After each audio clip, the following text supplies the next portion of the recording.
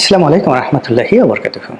সম্মানিত দর্শক, বাংলাদেশের আলোচিত ইসলামী বক্তা জনাব মামুনুল হক,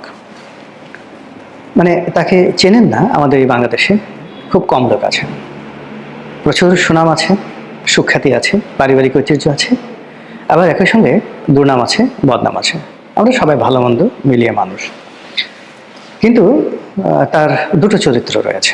তিনি যখন মঞ্চে উঠেন, বক্তব্য দেন, বিশেষ করে বায়তুল মোকাররমের সামনে কিংবা কোনো ওয়াজের মাহফিলে, তিনি খুব জোরে জোরে কথা বলেন, ভীষণ রকম জোরে জোরে কথা বলেন, এবং তার সেই কথাবার্তা শুনলে আপনার কাছে মনে হবে এই মানুষটি একটি জিহাদি, জঙ্গি প্রকৃতির মানুষ। কিন্তু আপনি যদি কাছাকাছি তার সঙ্গে কথা বলেন, তার সঙ্গে যদি আপনার বন্ধুত্ব থাকে, এক টেবিলে বসে আপনারা খানাপিনা করেন, তাহলে তার নম্রতা, বিনয় এবং ভদ্রতা আপনি মুগ্ধ হবেন। তার সঙ্গে আমার কখনো পরিচয় হয়নি, কথা হয়নি, কিন্তু তার যারা কাছাকাছি তাদের অনেকের কাছে আমি এই কথাগুলো শুনেছি। দ্বিতীয় শুনেছি যে হাদিসের একজন মশহুর ব্যাখ্যাকারী, তারপর হাদিস বিশারদ যাকে বলা হয় শাইখুল হাদিস হিসেবে, ছাত্রদের কাছে তার যে সুনাম এবং সুখ্যাতি, এটা বাংলাদেশে অল্প কয়েকজন হাতে গোনা আছে। এখন যেমন বাংলাদেশের যিনি ইমামুল যাকে বলে আজম, বায়তুল মোকাররমের যিনি এখন ইমাম হয়েছেন, তিনি এরকম অখ্যাত ছিলেন, কিন্তু ইসলামী অঙ্গনে তার যে প্রসিদ্ধি, তার যে সুনাম এবং সুখ্যাতি একজন আলেম হিসেবে, হাদিস বিশারদ হিসেবে, এটি বাংলাদেশে দ্বিতীয় এরকম সম্মানিত ব্যক্তি নেই। মামুনুল হকের সঙ্গে আর বায়তুল মোকাররমের খতিব সাহেবের মধ্যে ডিফারেন্স হলো যে বায়তুল মোকাররমের খতিব সাহেব অরাজনৈতিক ব্যক্তিত্ব, কিন্তু হাদিসের যে সেই ইলমের দিক থেকে মামুনুল হককে আপনি কোনো অবস্থাতেই পেছনে ফেলতে পারবেন না। এগুলো এক। দুই নম্বর হলো যে ছাত্রদেরকে পড়ানো, টিচিং ক্যাপাবিলিটি। যেমন আমাদের আব্দুল্লাহ আবু সাইদ স্যার আছেন, খুব ভালো শিক্ষক। তারপরে আরও অনেক খুব নাম করা শিক্ষক, যারা ক্লাসে যখন যান মন্ত্রমুগ্ধের মতো ছাত্রছাত্রীরা তাদের কথা শুনে এবং অন্যান্য ডিপার্টমেন্ট থেকে চলে আসে। তো মামুনুল হক তার ছাত্রদের কাছে ঠিক ওইরকম জনপ্রিয়, এরকম আমি শুনেছি। এবং তার সাথে আরও একজন এরকম জনপ্রিয় আছেন, যেমন মুফতি হারুন এজাহার। বাইরে থেকে আপনি যতই বলেন না কেন, চট্টগ্রামে মুফতি হারুন এজাহার, তিনিও অত্যন্ত মেধাবী এবং তার ছাত্রদের কাছে ভীষণ রকম জনপ্রিয়। তো এটা গেল দুই নম্বর, ছাত্রদের কাছে জনপ্রিয়। তিন নম্বর হলো তিনি অর্থনৈতিকভাবে অন্য হুজুরদের মতো অসচ্ছল নন। তার বাবা যথেষ্ট ধন সম্পদ রেখে গেছেন তাদের জন্য, তারা এই সমাজের উচ্চবিত্ত শ্রেণী, তাদেরই মতো টাকা পয়সার মালিক। এরপরে হলো তাদের যে ব্লাড লাইন। তো তার বাবা আল্লামা আজিজুল হক, যাকে বাংলাদেশের প্রথম শাইখুল হাদিস বলা হয়। তো এই যে শাইখুল হাদিস, হাদিস গ্রন্থের যে প্রথম সংকলন, এটি তার বাবা করেছেন। এবং তিনি বাংলাদেশে যে কজন প্রবীণ রাজনীতিবিদ রয়েছেন, যারা ইসলামিস্ট হওয়া সত্ত্বেও রাজনীতিতে এসেছেন, যেমন মাওলানা আব্দুর রশিদ তর্কবাগীশ, শাইখুল হাদিস আল্লামা আজিজুল হক মামুনুল হকের বাবা, তারপরে হাফিজি হুজুর সাহেব ছিলেন। ওনারা সবাই খুব এমিনেন্ট পলিটিশিয়ান ছিলেন। মাওলানা মহিউদ্দিন খান মাসিক মদিনার যে সম্পাদক, এদের যে প্রজ্ঞা, মেধা, মাওলানা মহিউদ্দিন খান, আপনি তাদের সঙ্গে না মিশলে বুঝতে পারবেন না যে মেধা কাকে বলে। আমরা হয়তো সলিমুল্লাহ খানের সেই মুখস্থ বিদ্যা দেখে বা তার কথা শুনে আমরা মুগ্ধ হয়ে যাই। আব্দুল্লাহ আবু সাইদকে আমরা মনে করি যে অনেক পণ্ডিত ব্যক্তি, কিন্তু মাওলানা মহিউদ্দিন খান সাহেবদের মতো মানুষ, তারপরে বায়তুল মোকাররমের যে খতিব ছিলেন ওবায়দুল্লাহ সাহেব, খতিব ওবায়দুল্লাহ সাহেব, এদের মতো মানুষ, তারপরে প্রয়াত সাংবাদিক অধ্যাপক আব্দুল গফুর, অধ্যাপক দেওয়ান মোহাম্মদ তাজরফ, অধ্যক্ষ দেওয়ান মোহাম্মদ তাজরফ, প্রিন্সিপাল আবুল কাশেম, এই সমস্ত মানুষকে বলা হতো ইসলামিক দার্শনিক, ইসলামিস্ট এবং ইসলামিক দার্শনিক। অনেকটা সেই প্রাচীন জমানাতে আপনি যদি সক্রেটিস, অ্যারিস্টটলদের কায়দায় আমাদের যেখানে জাবির ইবনে হায়ান, তারপরে ইবনে কাসির, তারপর সেই ইবনে সিনা, আল রাজি, এই প্রমুখ ইসলামিক স্কলারদের তৈরি হয়েছিল, ঠিক আমাদের এই বাংলাদেশে 60-এর দশকে, 50-এর দশকে অনেক ইসলামিক স্কলার ছিলেন। কাজী আব্দুল ওয়াদুদ নামে একজন ইসলামিক স্কলার ছিলেন। তার লেখাগুলো না পড়লে বুঝতে পারবে না যে এই বাংলাদেশে এমন রত্ন ছিল। এই যে বদরুদ্দিন ওমর নাস্তিক ছিলেন, তার বাবা আবুল হাসিম যে কত বড় পণ্ডিত ছিলেন। এখনকার যারা বড় বড় ইসলামিক বক্তা রয়েছেন, আবুল হাসিমের কদমের কাছে, পায়ের কাছে বসে ইসলাম শিক্ষা গ্রহণ করতে পারলে তারা নিজেদেরকে ধন্য মনে করতেন। এরকম ইসলামিক স্কলার ছিলেন। তো এগুলো একটা ব্লাড লাইন থাকে। পরিবার হলো শিক্ষার সবচেয়ে একটা বড় বিষয়। একটা লোক পরিবার থেকে যদি না শিখে দুনিয়ার কোনো বিশ্ববিদ্যালয় তাকে শেখাতে পারে না। সেই অর্থে আল্লামা আজিজুল হক সাহেবের যে ছেলে মামুনুল হক, তার যে শিক্ষা, সেই শিক্ষা নিয়ে উচ্চাসা যারা পোষণ করবেন না বা তাকে তার শিক্ষা দীক্ষার ক্ষেত্রে যারা হেয় মনে করবেন, এরা মূলত মূর্খ প্রকৃতির মানুষ। আল্লাহ তাদেরকে হেদায়েত দান করুন। একবারে সর্বশেষ যেটা হলো, রাজনীতির ময়দানে তিনি যথেষ্ট ত্যাগ স্বীকার করেছেন, জেল খেটেছেন, জুলুম অত্যাচার সহ্য করেছেন। আওয়ামী লীগের সঙ্গে একটা সময় তার সম্পর্ক ভালো ছিল, একটা সময় সম্পর্ক খারাপ হয়ে যায়। সেই সম্পর্ক খারাপ হওয়ার কারণে তার চরিত্রে আওয়ামী লীগ যে কালিমা লেপন করার চেষ্টা করেছে, এটি করে আল্লাহর গজব নাজিল হয়ে গেছে। অনেক আলেম ওলামা, আপনি ওই একজন যাকে বলা হয় শিশু হুজুর, মানে নেত্রকোনা বাড়ি, তাকে ধরে নিয়ে তার সাথে মেয়েদের ছবি তুললো। তারপর এই যে মামুনুল হকের বিবাহিত স্ত্রী, তার স্ত্রীকে নিয়ে কি একটা কলঙ্ক তৈরি করলো, স্ত্রীকে দিয়ে মামলা করালো তার বিরুদ্ধে। এই জিনিসগুলো আসলে আসমানের মালিক বেজার হয়ে যায়।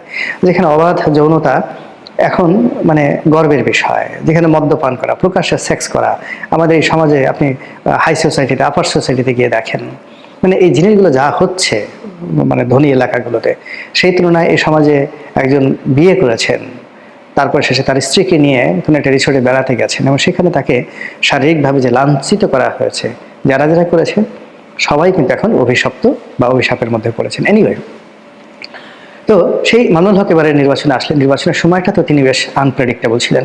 একবার বিএনপির সঙ্গে যেতে চাইলেন, আবার জামাতের সঙ্গে থাকলেন, এমনকি চরমোনাইয়ের সাথেও তার হতে পারতো আকীদাগত দিক থেকে। চরমোনাইয়ের সঙ্গে যদি তিনি থাকতেন তাহলে হয়তো তার ভোট হতো। এনিওয়ে, তিনি এখানে বিএনপির সঙ্গে না গিয়ে জামাতের সঙ্গে গেলেন। তো সেক্ষেত্রে মোহাম্মদপুরে যে আসনটি, সেই আসনটি সব দিক থেকে তার জন্য উপযুক্ত ছিল। এখানে তার এবং তার পরিবারের অনেকগুলো মাদ্রাসা আছে। এর বাইরে তারা যে আকীদা অনুসরণ করে, সেই আকীদার যে অসংখ্য মাদ্রাসা, মসজিদ, বিভিন্ন খানকা, মোহাম্মদপুরের পুরো এলাকাটা ভরা। এখানে মোহাম্মদপুর একটা মানে যাকে বলা হয় জটিল এলাকা, এবং এই জটিল এলাকাতে আওয়ামী লীগের প্রচণ্ড মানে এখানে শক্তিমত্তা রয়েছে। এখানে আন্ডারওয়ার্ল্ডের অনেক কিছু হয়। তো এই সব জিনিসগুলো মামুনুল হক সাহেবের মুখস্থ। তো সেই অর্থে তিনি যখন নির্বাচনে দাঁড়ালেন এবং তার প্রতিপক্ষ যখন একেবারে নবীন একজন রাজনীতিক ববি হাজ্জাজ, তিনি আসলেন, তাও আবার তার নিজের দলকে বিলুপ্ত করে তিনি যখন বিএনপিতে আসলেন, তখন মামুনুল হক ধরে নিলেন যে এটা কোনো প্রতিযোগিতাই হবে না। এখানে হয়তো যাকে বলা ববি হাজ্জাজের জামানতও বাজেয়াপ্ত হতে পারে। এর কারণ হলো ওই আসনটি দীর্ঘদিন ধরে আব্দুল সালাম সাহেব, এখন যে দক্ষিণ সিটি কর্পোরেশনের প্রশাসক নিযুক্ত হয়েছেন, তো তাকে সেখানে মনোনয়ন দেওয়া হবে, এইভাবে একটা সিদ্ধান্ত ছিল। তো সিদ্ধান্ত হওয়ার পরে পরবর্তীতে সালাম সাহেবকে অফ করে দিয়ে বিএনপি সিদ্ধান্ত দেয় যে ওখানে মামুনুল হক সাহেবকে মনোনয়ন দেওয়া হবে। কিন্তু রাজনৈতিক কারণে যখন মামুনুল হক সাহেবের সাথে বিএনপির হয় না, সেখানে ববি হাজ্জাজকে মনোনয়ন দেয়। তো মামুনুল হক সাহেব যে কোনোভাবে সেখানে বিজয়ী হয়ে আসবেন, এই আত্মবিশ্বাস তার ছিল, এবং তিনি একটি সাক্ষাৎকারে বেশ আত্মবিশ্বাসের সঙ্গে বলছেন যে না, এখানে আসলে প্রতিযোগিতা করার মতো প্রার্থী নাই, তাদের সঙ্গে যেখানে প্রতিযোগিতা আছে সেখানেই তো গণ্ডগোল হবে, বা এখানে উনি গণ্ডগোল করার মতো মানুষ নন, মানে তার সাথে গণ্ডগোলের প্রয়োজন আসলে, ভোট আসলে আমি হয়ে যাব। কিন্তু দেখা গেল যে আসলে তিনি হতে পারেননি। তো যাই হোক, এখন পরবর্তীতে তিনি একটি সাক্ষাৎকার একটি গণমাধ্যমে দিয়েছেন, ইউটিউবে দিয়েছেন। সেখানে তিনি বলেছেন যে আমি যদি বিএনপির সঙ্গে থাকতাম তাহলে আমি বিজয়ী হতাম এবং মন্ত্রী হতাম। তো এটা তার আক্ষেপ, ক্ষোভ, বিক্ষোভ, না হতাশা নাকি খোঁচা, এটা বোঝা যাচ্ছে না। ইট মিনস যে এখানে ইলেকশন ইঞ্জিনিয়ারিং হতে পারে।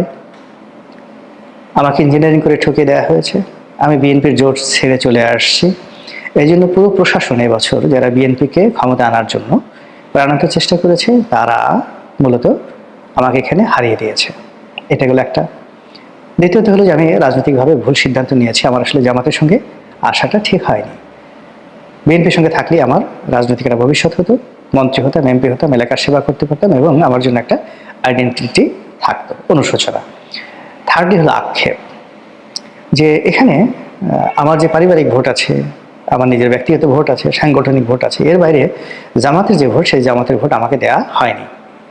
আমার সঙ্গে জামাত প্রতারণা করেছে, বেইমানি করেছে, এরকম ইন্ডিকেশন থাকতে পারে। এর কারণ হলো মামুনুল হক যদি পার্লামেন্টে থাকতেন, তাহলে তার যে বাগ্মিতা, তার যে উচ্চতা, সেখানে আসলে জামাতের আমির শফিক সাহেবকে কোনো নেতাই মনে হতো না। ডাক্তার আবদুল্লাহ তাহের যিনি আছেন তাকে কোনো নেতাই মনে হতো না। নাহিদ যারা এমপি হয়েছেন, আক্তার যারা এমপি হয়েছেন, হাসনাত আবদুল্লাহ হয়েছেন, এই তরুণরা সবাই মামুনুল হক করত যদি তিনি এমপি হয়ে যেতেন। এবং সেক্ষেত্রে ডেপুটি লিডার, চিফ হুইপ, অন্য যে পদগুলো আছে এটা মামুনুল সাহেবকে না দিয়ে কোনো উপায় ছিল না। এতে করে এখন জামাত যেভাবে মানে একটা অনুগত 11 দল পেয়েছে, যেখানে তার কর্মকাণ্ডে তার সিদ্ধান্তে কোনো বাধা তৈরি করবে না, এদের জামাতের বাইরে যাওয়ার সাধ্য নেই, সাধও নেই, যোগ্যতাও নেই এখন যারা আছে। কিন্তু মামুনুল হকের যে কানেক্টিভিটি, তার সঙ্গে ডিজিএফআই কানেকশন ছিল, তার সঙ্গে তারেক রহমান সাহেবের কানেকশন ছিল, শেখ হাসিনার কানেকশন ছিল, তার সঙ্গে বাংলাদেশ ইসলামী অঙ্গনের এমন কোনো জায়গা নেই সেই কানেক্টিভিটি ছিল না সবার সঙ্গে। তিনি দাওয়াত দিলে ইসলামী অঙ্গনের মানে কোনো লোক তার কাছে আসবেন না, আর তিনি কোনো একটা দরবারে যাবেন না, তাকে সম্মান দেখানো হবে না, এরকম ঘটনা আসলে বাংলাদেশে কল্পনাই করা যায় না। তো সেই মানুষটিকে মানে একটা মানে জামাতের মধ্যে নেওয়া মানেই জামাতের যে মানে নিজস্ব যে বলয় আছে সেই বলয়ে তাদের যে আধিপত্য, সেই আধিপত্যটা অন্যের হাতে তুলে দেওয়া। এখন এবার কিন্তু তারেক রহমান সাহেব ঠিক সেম কাজটি করেছেন। তিনিও তার দলের মধ্যে তাদেরকে মন্ত্রী বানিয়েছেন, এমপি বানিয়েছেন, মানে যাদের আনুগত্য প্রমাণিত এবং যাদের সঙ্গে জনাব তারেক রহমান সাহেবের চরিত্রের মিল রয়েছে, ক্যারেক্টারিস্টিক্সের মিল রয়েছে। এবং তারেক রহমান সাহেব তাদের চোখের দিকে তাকালে তারা বুঝতে পারেন যে ওরা কি চায়। আর যাদেরকে তারেক রহমান সাহেব ক্ষমতা দিয়েছেন তারাও তারেক রহমান সাহেবের চোখের দিকে তাকালে বুঝতে পারেন নেতা কি চাচ্ছে, নেতার বডি ল্যাঙ্গুয়েজ কি, নেতার চোখ কি, নেতার রসায়ন কি, এই জিনিসগুলো বুঝতে পারেন। এখন এই বোঝার ফলে কি হলো, কি যোগ্যতা আছে কি নেই ডাজ নট ম্যাটার, কে চরিত্রবান কে চরিত্রহীন, কে ডাকু মনসুর, কে অলি আল্লাহ, কে গাউস কুতুব, এই সমস্ত চিন্তার ব্যাপার না। রাজনীতি হচ্ছে একটা সমীকরণের বিষয়। তো সেই সমীকরণ যেভাবে তারেক রহমান সাহেব মিলিয়েছেন, তার পছন্দের লোক দিয়ে তিনি মানে তার দল সাজিয়েছেন, একইভাবে শেখ হাসিনাও ঠিক সেম কাজটি করতেন, একইভাবে এরশাদ সাহেবও ঠিক সেম কাজটি করতেন, বেগম জিয়াও সেম কাজটি করতেন, বঙ্গবন্ধুও সেম কাজই করেছেন, এটা সবাই করে।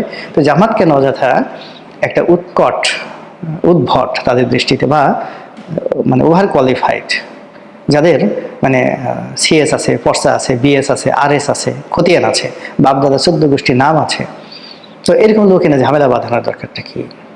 তো সেই অর্থে যে মামুনুল হক যে খোঁচাটা দিয়েছেন যে আমি আওয়ামী লীগ বিএনপিতে গেলে মন্ত্রী হতাম, এমপিও হতাম, এর মাধ্যমে তিনি তার মনের যে আক্ষেপ, দীর্ঘশ্বাসকে তিনি উস্কে দিয়েছেন। আর এটা যে রাজনৈতিক পরিণতি, এখন রাজনীতির ময়দান ঈদের পর থেকে যে রাজনৈতিক পরিণতি হবে, সেই পরিণতি খুব দ্রুত আপনি দেখতে পারবেন যে নতুন সমীকরণ দাঁড়িয়ে গেছে রাজপথে। সংসদে একরকম, আর রাজপথে আর একটা নতুন সমীকরণ, যা কিনা সরকারের জন্য আর বিরোধী দল কারোর জন্য ভালো হবে না। মহান আল্লাহ আমাদের সবাইকে হেদায়েত দান করুন, হেফাজত করুন। আসসালামু আলাইকুম ওয়া রাহমাতুল্লাহি ওয়া বারাকাতুহু।